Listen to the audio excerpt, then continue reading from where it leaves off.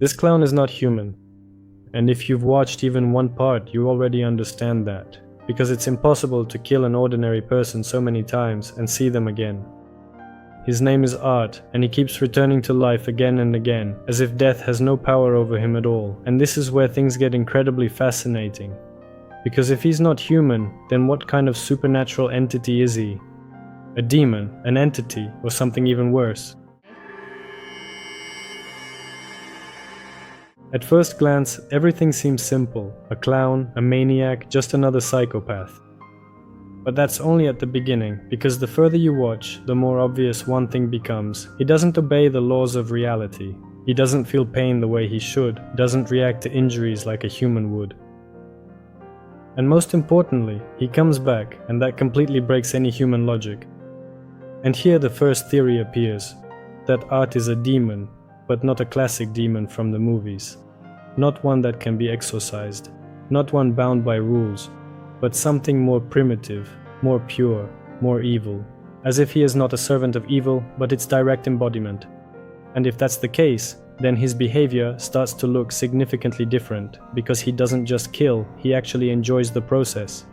He doesn't rush, he doesn't do it quickly, he drags it out, as if for him it's a refined art form. And there's something very strange about this, because most demons in movies act with a very specific purpose. They want a soul, they want power. Art doesn't want anything, he just acts. And that makes him even more dangerous, because he has no endpoint. He won't stop, he won't be satisfied, he won't disappear once a task is done, because he doesn't have a task. There's a theory that Art isn't a single consciousness, but many. A multitude of broken personalities, maniacs, psychopaths, victims, all gathered in one body. It's as if someone took all the most sinister impulses in the human psyche and imprisoned them within a single being.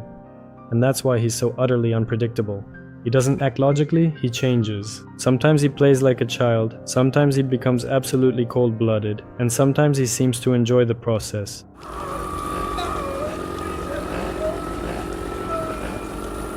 And if that's true, then Art isn't a person, but a concentration of madness. He will never stop killing, because that's his only reason for existence. But what if Art the clown isn't an adult, not a collection of personalities, but a child? A child who is completely lacking empathy. A psychopath who in his mind has never distinguished between make-believe and reality. He's simply playing, but his game is murder. Shit. Get a load of this fucking guy. Friend of yours, Eddie. Full Santa experience if he wants it, all right? Hello. As a child, this kid might have endured inhuman living conditions, or suffered some kind of psychological trauma, or maybe he was simply a psychopath from the start, killing, for example, animals, and now he kills people for fun, in a playful manner. And if we accept this theory, then everything becomes even worse. His gestures look ridiculous, his emotions are exaggerated. He behaves as if he's constantly performing, like a child playing a role but not realizing that the stage is reality. And then the most terrifying conclusion arises. He doesn't understand what he's doing, and that's why he can't stop. One could also suppose, what if he's not just a demon? What if he is punishment? A number of fans firmly believe that Art does not simply appear by mere chance, that he comes to places where people are already doomed, where there is fear, where there is weakness, and he is there to simply finish what has been started, as if he is the final point.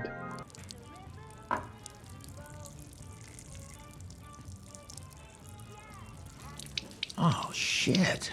What the Are you fucking kidding me? I'm gonna fucking kill you! You sick fuck! Eddie, you fucking... calm down. I'll fucking kill him! Hey, I'll fucking kill him! Get the fucking hand cannon. I'm not gonna tell you again. Oh, fuck! Eddie! I'm smoking! And if that's true, it explains his behavior, because he doesn't choose his victims in a random fashion. It's as if he finds them and carries the murder through to the end.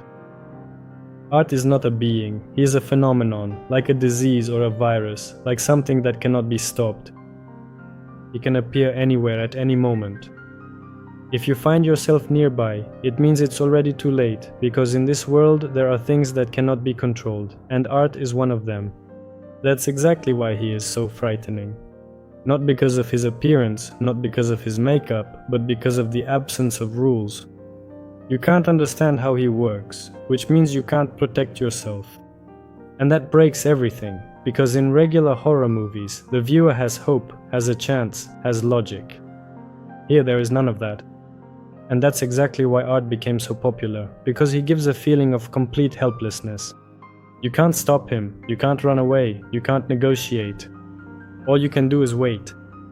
And the scariest part is, you don't know when he'll come, or if he'll come at all. But if he does come, you'll know it right away, because by then it will already be too late.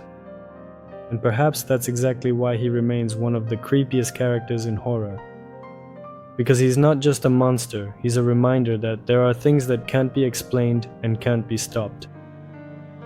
Thank you for watching. Subscribe to the channel, leave a like, and hit the bell icon. Leave your comments about what you think on this topic. See you next time, friends.